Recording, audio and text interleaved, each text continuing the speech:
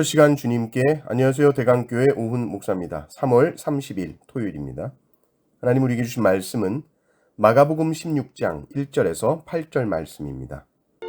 안식일이 지나매 막달라 마리아와 야고보의 어머니 마리아와 또 살로메가 가서 예수께 바르기 위하여 향품을 사다 두었다가 안식 후 첫날 매우 일찍이 해돋을 때에 그 무덤으로 가며 서로 말하되 누가 우리를 위하여 무덤 문에서 돌을 굴려주리요 하더니 눈을 들어본즉 벌써 돌이 굴려져 있는데 그 돌이 심히 크더라. 무덤에 들어가서 흰옷을 입은 한 청년이 우편에 앉은 것을 보고 놀라매 청년이 이르되 놀라지 말라. 너희가 십자가에 못 박히신 나사렛 예수를 찾는구나. 그가 살아나셨고 여기 계시지 아니하니라. 보라, 그를 두었던 곳이니라. 가서 그의 제자들과 베드로에게 이르기를 예수께서 너희보다 먼저 갈릴리로 가시나니 전에 너희에게 말씀하신 대로 너희가 거기서 배우리라 하라 하는지라.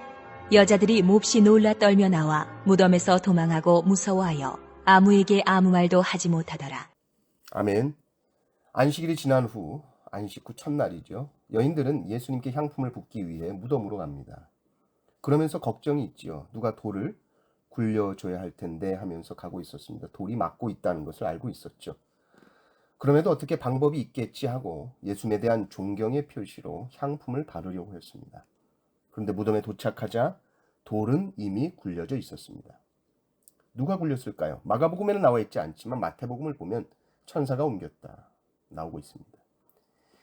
예수님이 부활하셔서 그 돌을 영차하고 밀고 나오신 것이 아닙니다. 주님은 돌문이 옮겨지지 않은 상태에서 나오셨고 천사는 여인들이 무덤 안으로 들어갈 수 있도록 돌을 옮긴 것입니다. 여인들은 무덤 속에서 예수님을 보지 못하죠. 예수님의 시신을 보지 못합니다. 여인들은 흰 옷을 입고 우편에 앉은 청년을 보고는 깜짝 놀랍니다. 그때 청년이 이렇게 말합니다. 6절을 보십시오.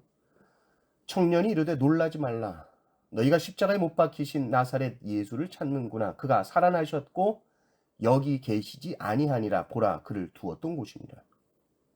예수님의 부활을 선포하고 있습니다. 살아나셨다. 그런데 살아나셨다라는 말로 끝나지 않죠. 여전히 제자들이 할 일이 있습니다. 예수님께서 제자들보다 먼저 갈릴리로 가셨다.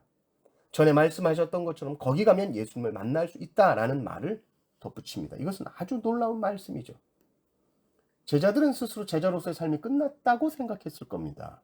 왜냐하면 제자들은 모두 예수님을 버리고 도망쳤기 때문이죠. 베드로는 심지어 예수님을 부인할 뿐 아니라 저주까지 했습니다. 이런 상황 속에서 제자들은 이제 어떻게 될까? 끝이죠. 예수님과의 관계도 끝이죠. 그런데 이 부활하신 예수님은 여전히 갈릴리에서 제자들을 다시 만날 생각을 하고 계십니다. 부활하신 주님께서 제자들에게 내가 부활해서 먼저 가서 갈릴리에서 기다릴게 하신 거죠.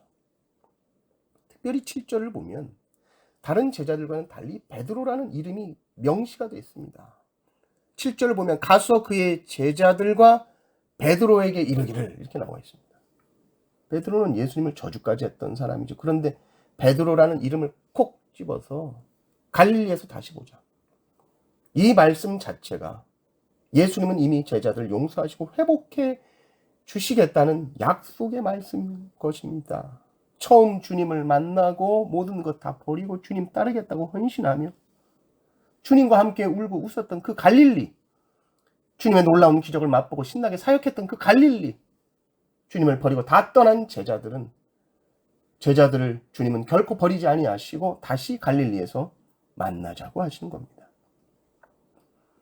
요한복음을 보면 거기서 주님은 제자들을 책망하지 않으십니다. 오히려 당신을 향한 사랑을 다시 확인하시고 그리고 다시 뛰자 하시죠. 내 양을 먹이라, 내 양을 치라 하십니다. 주님은 우리가 주님을 버리고 떠난다 할지라도 우리를 놔두지 않습니다. 주님은 우리를 결코 포기하지 않으십니다. 처음 주님을 사랑했던 그 자리로 다시 부르시고 다시 사명을 주십니다. 우리의 갈릴리는 어디입니까? 다시 갈릴리로 갑시다. 부활하신 주님과 함께 우리도 새로운 피조물로서 언제나 힘있게 주님과 함께 걸어가시는 성도님들 되시기를 주님의 이름으로 축원합니다. 아멘.